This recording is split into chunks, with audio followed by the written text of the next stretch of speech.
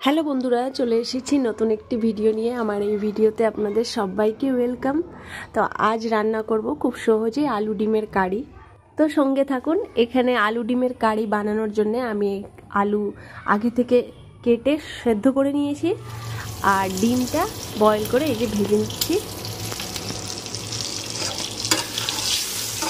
ডিম ভেজে তুলে নিলাম। এরপর দিয়ে দিচ্ছি ওই তেলের মধ্যে অল্প আরেকটু তেল দিয়ে দেব কেটে রাখা দুটো পেঁয়াজ কুচি।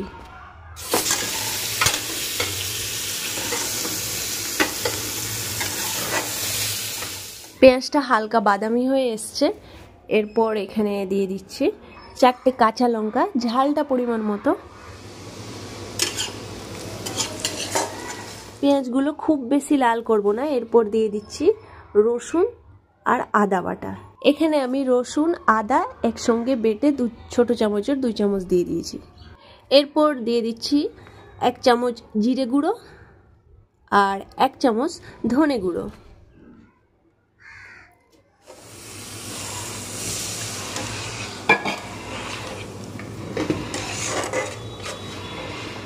এরপর এখানে দিয়ে দিচ্ছি পরিমাণ মতো লবণ আর হলুদ।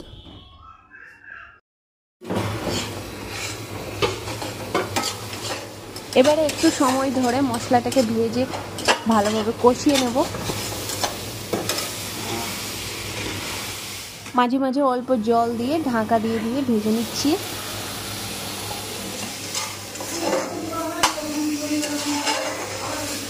সুন্দর মশলা প্রায় ভাজা হয়ে এসছে। এরপর দিয়ে দিচ্ছি সেদ্ধ করা আলু।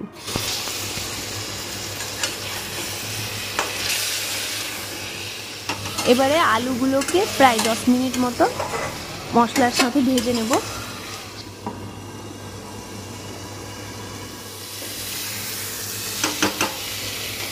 এখানে মাঝে মাঝে অল্প জল দিয়ে আলুগুলোকে খুব ভালোভাবে কষিয়ে নিচ্ছি।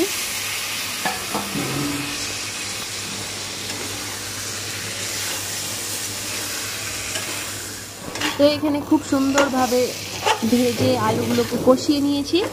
আর এখানে আলুগুলো তো আগে থেকেই হাফ সেদ্ধ ছিল। মশলার সাথে আরও 10 মিনিট কষিয়ে নিলাম। এবারে হয়ে গেছে কষানো। দিয়ে দিচ্ছি গরম জল। এখানে জলটা গরম দিলে আলু ডিম কারিটা খুব স্বাদের হয় খেতে, আর ঝোলটা গাঢ় হয়ে যায়। তো এখানে আমি পরিমাণ মতো জল দিয়ে দিয়েছি। এবারে ঢাকা দিয়ে 5 মিনিট ফুটিয়ে নেব। খুব সুন্দরভাবে ফুটে এসছে। এবারে দিয়ে দিচ্ছি ভেজে রাখা ডিমগুলো। এবারে ডিমগুলো দিয়ে গ্যাসের ফ্লেমটা কম করে ঢাকা দিয়ে 5 মিনিট মতো রেখে দেব। এর মাঝে অল্প গরম মশলা বেটে নেব। 2টো লং, 2টো এলাচ আর একটা দারচিনিকে বেটে নেব।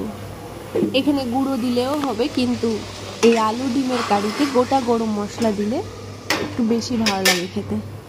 তাই এখানে আমি সুন্দর করে গোটা গরম মশলা বেটে নিয়েছি।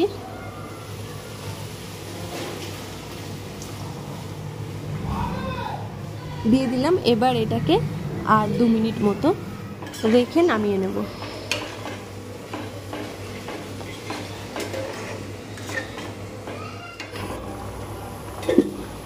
এবারে হয়ে গেছে, গ্যাসটা বন্ধ করে দিলাম। এই হয়ে গেল রেডি আলু ডিম কারি। ভীষণ স্বাদের, আর এটা এইভাবে রান্না করলে সত্যি খেতে অসাধারণ লাগে। আপনারাও অবশ্যই ট্রাই করুন। ভিডিওটি ভালো লাগলে একটা লাইক করবেন, প্লিজ চ্যানেলটিকে অবশ্যই সাবস্ক্রাইব করবেন।